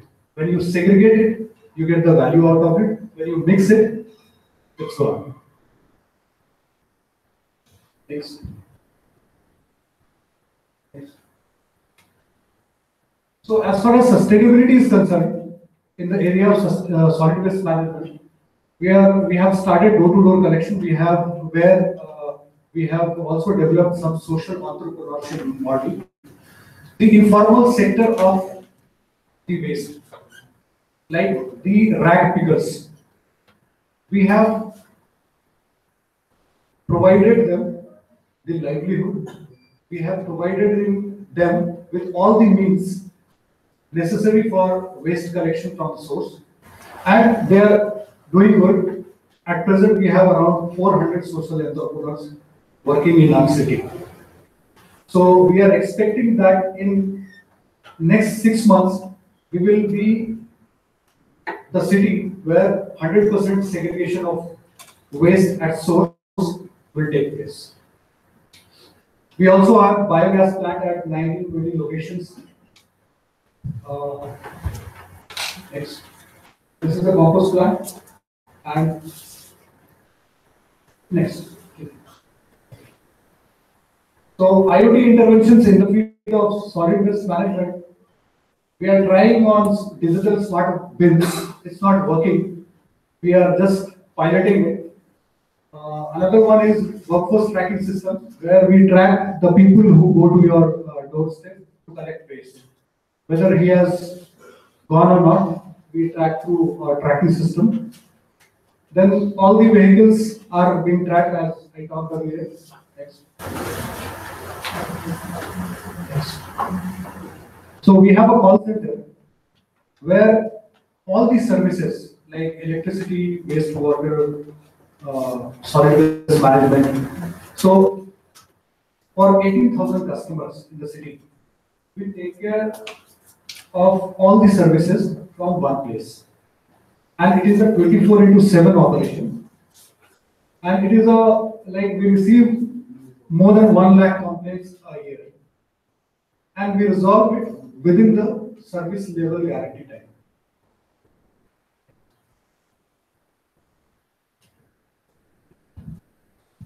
We are the greenest industrial city in India.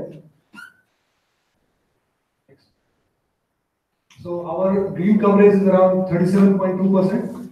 We have around 40 big and small community parks covering an area of over 7 lakh square meters. We have also converted one patch of industrial waste landfill. It is there behind the mall, PM Mall. We have converted that to an eco zone. Okay.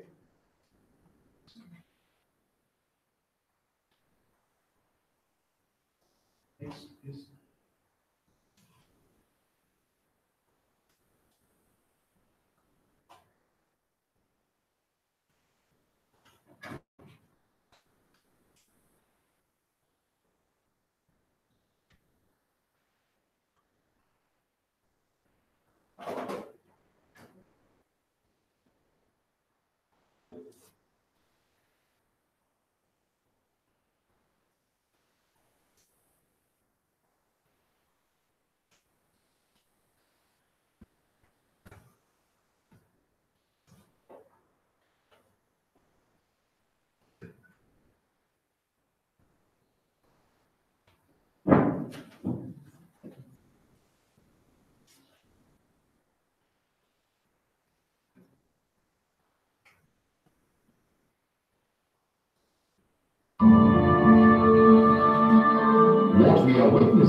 is the face of an emerging India.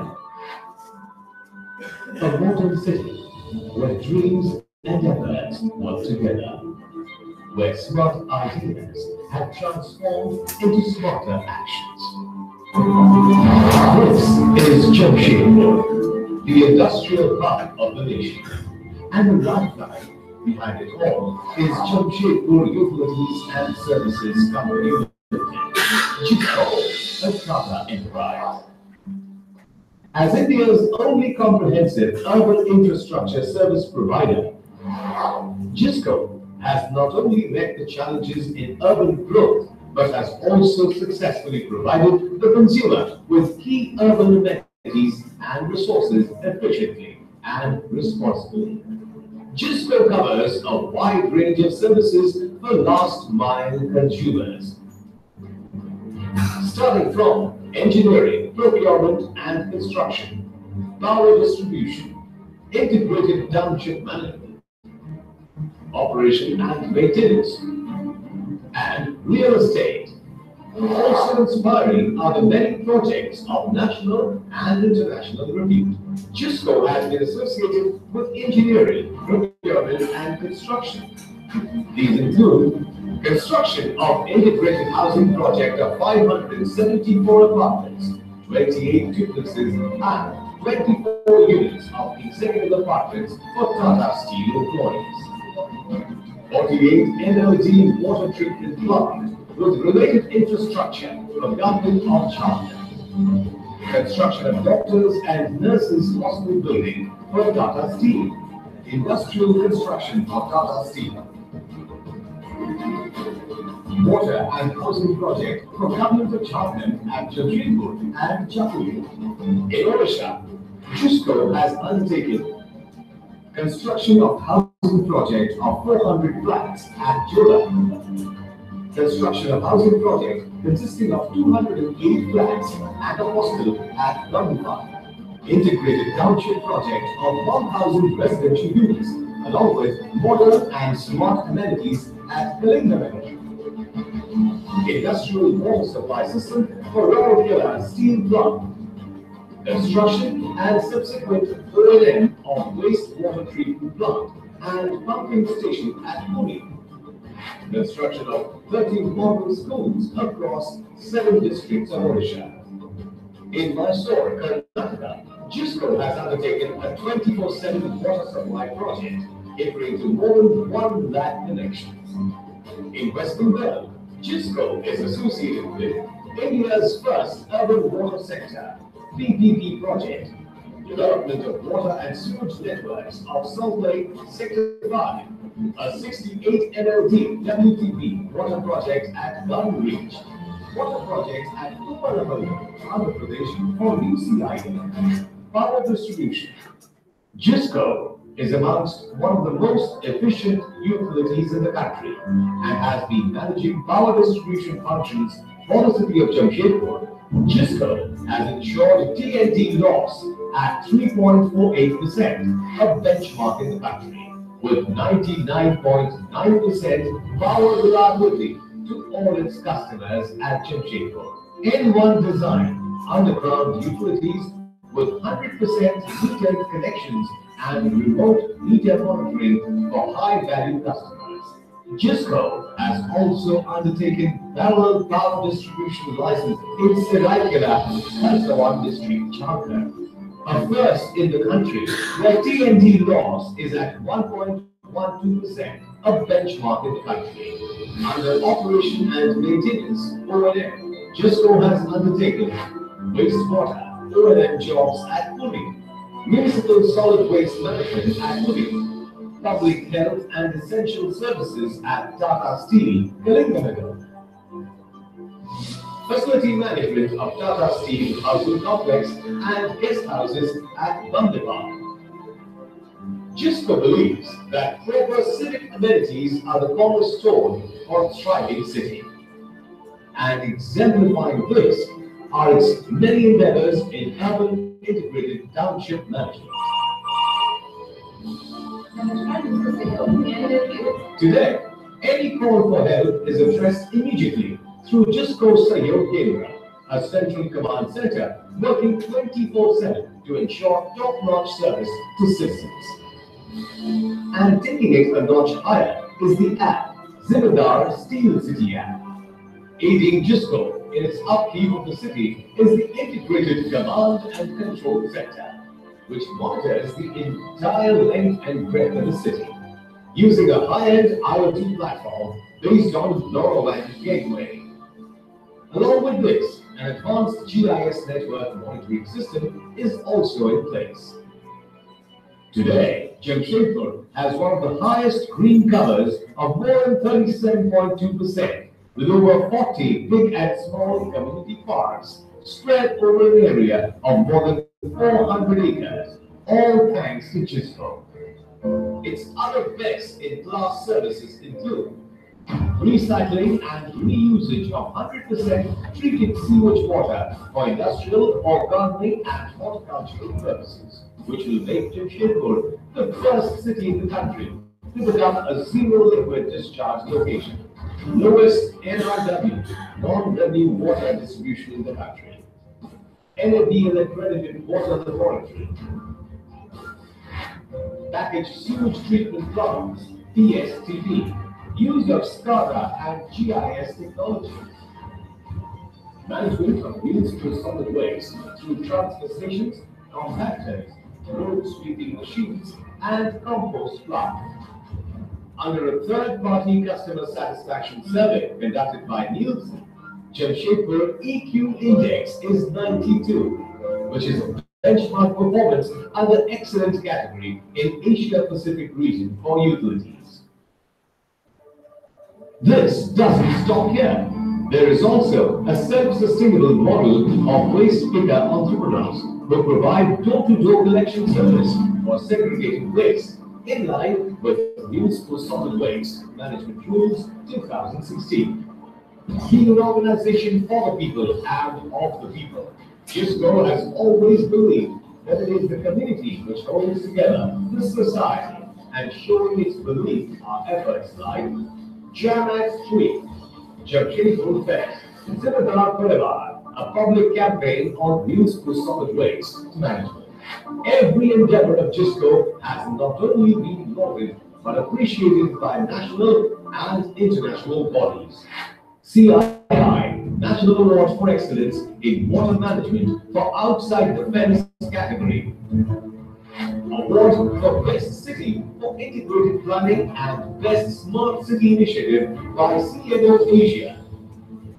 ISO 37120 Gold Certification to Jamshedpur City by World Council on City Data, the first international standard for sustainable cities measuring city services and quality of life. Cleanest city in East Zone for population more than 10 lakh by Urban Development Ministry, Government of India at the Swachh Sarvekhan. Award for Best City for Integrated Planning at the Global CSR Excellence and Leadership Awards. 6th EPC World Award for Water and Sewage Treatment, Recycling and Solid Waste Management. Best Renewable Resources Award for achieving water stewardship and holistic management at 7th CMO Asia Award Ceremony. Smart Cities India Award for Smart Water Projects. Significant Excellence in Human Resource at 6th CII National HR Excellence Award Confluence. National Award for Meritorious Performance in Power Sector by Ministry of Power, Government of India for 3 consecutive years. At Gisco, its growing competencies and strengths are actually pages of its success story. A story of growth, of development, and of an inherent commitment to its people, which grows stronger by the day.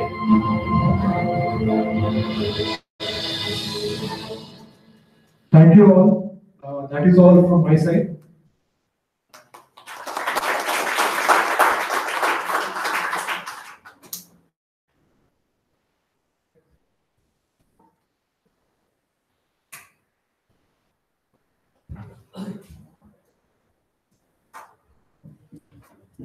Okay, now we are open to any questions from the audience.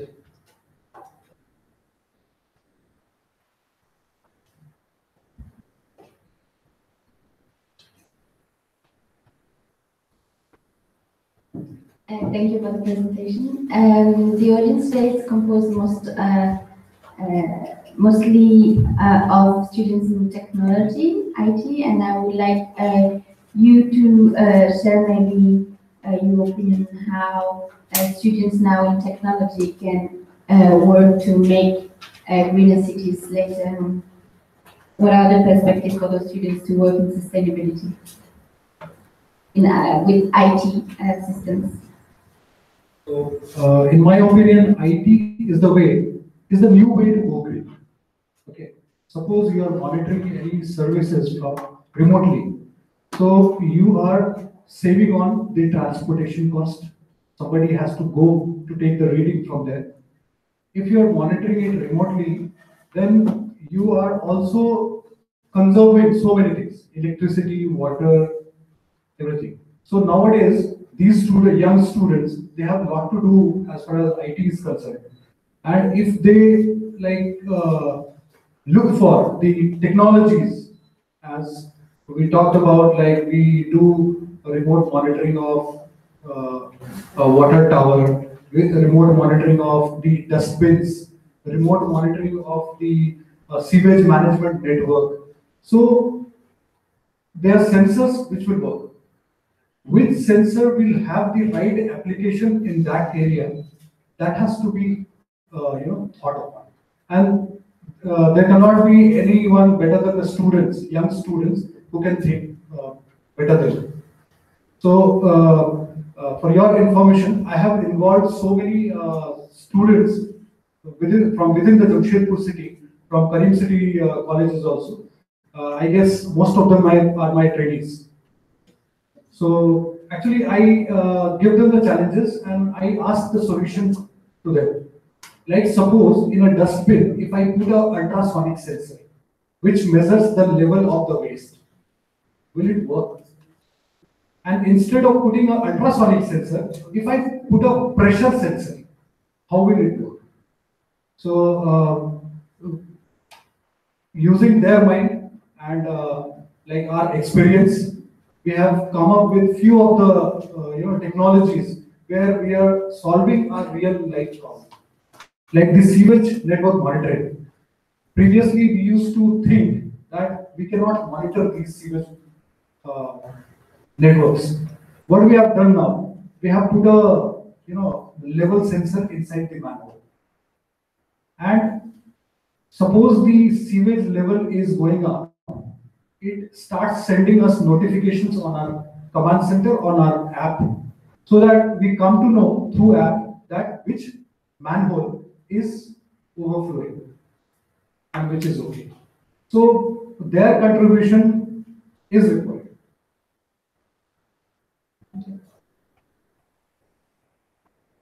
Any other questions? Being students, how can we support the Jamshedpur to clean city? Being a student, how can you support Jamshedpur to become clean city?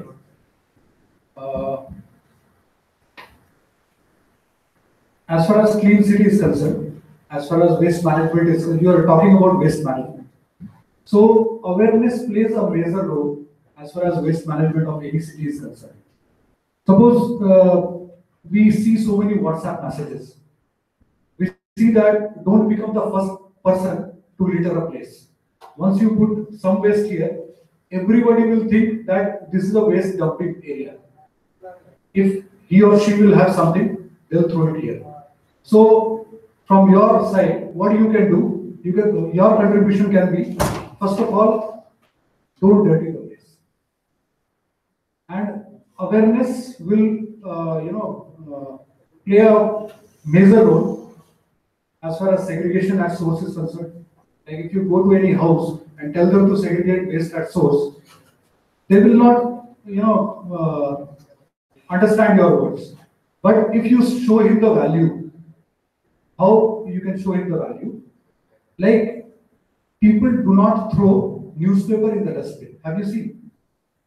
They do not, because they see a value in it. They know that at the end of the month, somebody will come to my house, ask for the newspapers, and if I sell those newspapers to him, he'll give me 10 rupees a kg. So if to any household, you tell them, like newspaper, you also do not throw plastics. You also do not throw metals. You also do not throw glasses. So you tell them about the value in it. So he or she will stop, littering those waste. And we can, you can generate, you can introduce them to few of the recyclers in the town. That if you face any problem disposing your waste, contact them. You can put up a pamphlet in every flat complex that these are the people who are the waste managers of your city, and they can handle your waste better than anybody. So if you are if you are not able to dispose of your waste or take care of your waste well, connect to them. Okay. So students can play a major role. And anywhere, like if you talk about Indore, Mysore, and other cities who has a good rank in Swachh Bharat, there the community connect and the students' participation have played a major role in their ranking. So I think the students of Jamshedpur are doing good job, and they are participating in all the events like which is taken up by JISCO, Tata Steel. So I see a good time ahead with your participation. Any other question? So can you just tell us, because we had visited your command center, so can you briefly elucidate about the pre-command center days and the post-command center days and the benefits that you have reaped from? Any innovation has three pillars. I have a three-pillar syndrome. Okay, I try to connect three pillars to everything. So innovation has three pillars: technology, implementation, and marketing. Take an example of X-ray. When X-ray was invented, none of the doctors said that the report coming out of that machine, I'll trust. So the technology guy, who invented the X-ray, he faced a very bad time. Like he said, technology is okay. I have implemented it well, but nobody is purchasing that machine from me. Actually, doctors do not believe the report of the X-ray machine. They said that I will check the bones of a patient by hammering like this. And if he says, I have pain here, then I'll tell them that, you go through this particular surgery and all.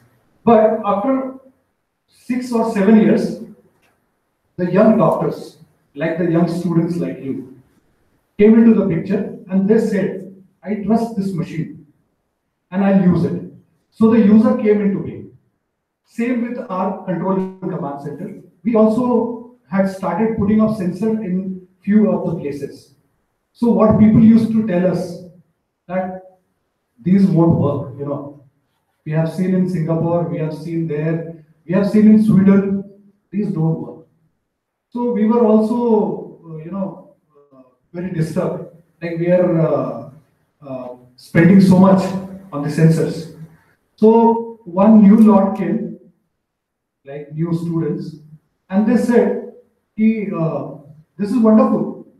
We can do lots of wonderful things using these sensors.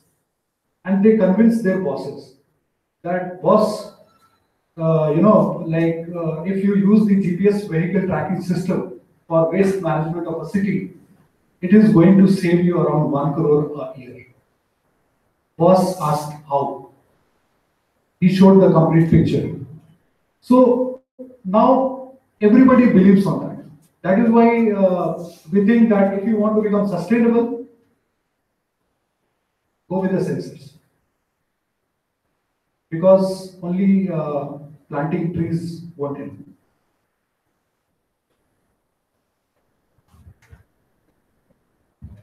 Any other questions? All right. We'd like to, on behalf of Sigma and Oikos, we would like to thank Gaurav sir for this very interesting session. And Gaurav sir will be here tomorrow again to evaluate the case study competition, which is again floated by Disco. So if you guys want to interact with him even tomorrow, or take a look at the case study submissions. We'll float the timings on the group at what time it could be, but it could be there tomorrow. So thank you, sir.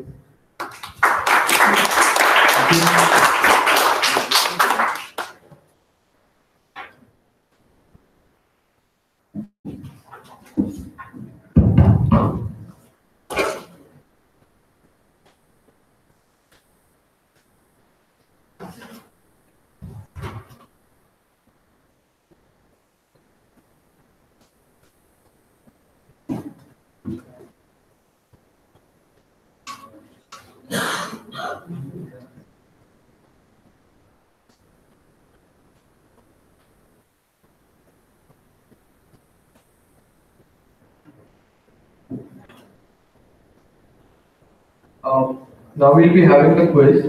This quiz is conducted on Kahoot. Anyone who's aware of this platform? So it's just a website which you need to access from your phone. The website is Kahoot, KAHOOT.IT. So you access this website, Kahoot.it, and you'll have to enter a passcode to access the quiz. So the questions will be coming up on the screen over here. Each question would have 4 options, and these 4 options would be shown on your mobile. You need to click the options. You need to be correct as well as the first one. Top five students will be having highest score will be getting kills. That's the reward.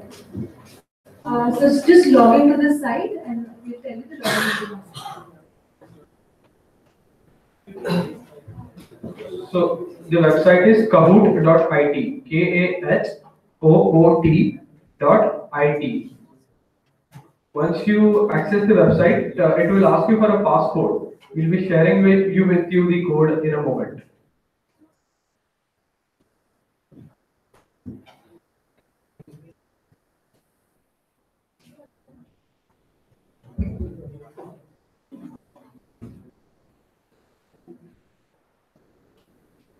Okay, so this is the website, as you can see, and this is the pin that you will have to use in order to access the website. Once you enter the pin and your name, you should see it on the screen. So just confirm if you are able to see your name on the screen.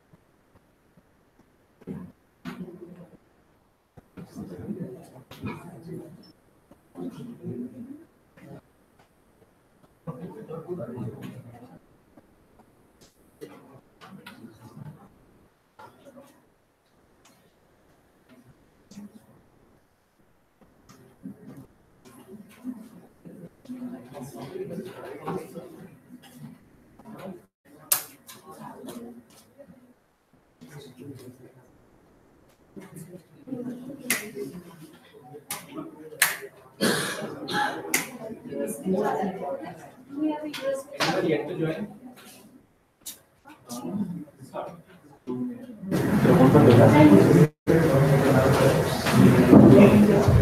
Anyone get to join or we are going to start? Is anyone facing any issues and not able to join? That is something which I cannot identify. Apart from that, just check if you can able to connect. If someone doesn't have a phone or battery is low, he or she can team with someone. Team with someone else.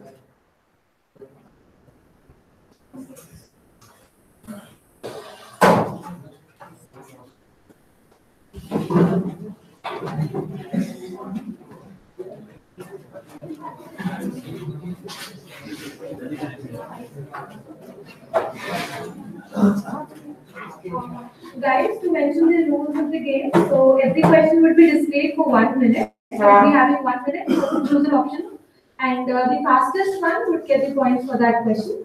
Secondly, Google is allowed, but if you use Google, then you will lose on time. So just a trade-off. So we'll be starting the game in another 2 minutes. Anybody yet to join the game?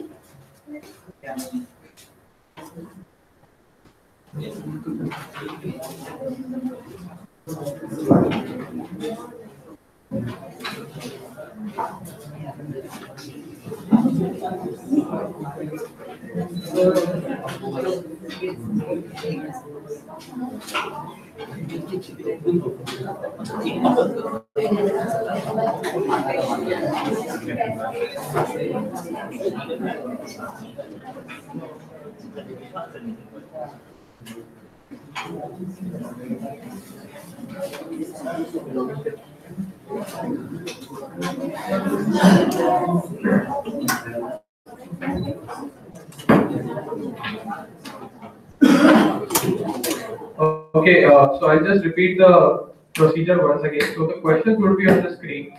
The options for the same will also be screened on the screen. Each option is designated by a unique shape and a color. So you just have to check out the shape and the color on your screen. It would be obvious on your phone. You'll get 4 of them on your screen. You have to click on the right one. So the 4 shapes, let's say, would be a square, circle, triangle, and so on. You have to click the right shape on your phone screen. The options would be over here on the projected screen. So at the end of the game, after all questions are over, we'll identify the top 10 winners, which will be again displayed on the screen. All top 10 winners will get the hamper, and the one who wins the quiz, or the one who finishes first, will be getting a special gift as well. Okay, so we are going to start.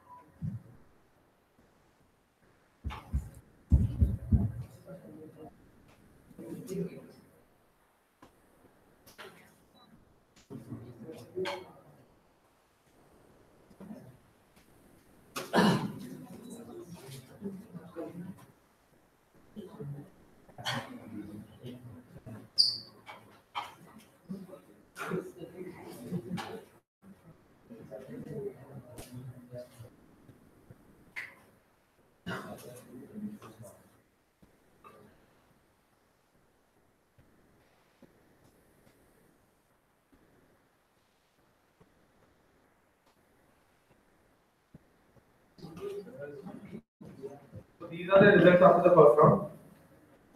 We move to the next question.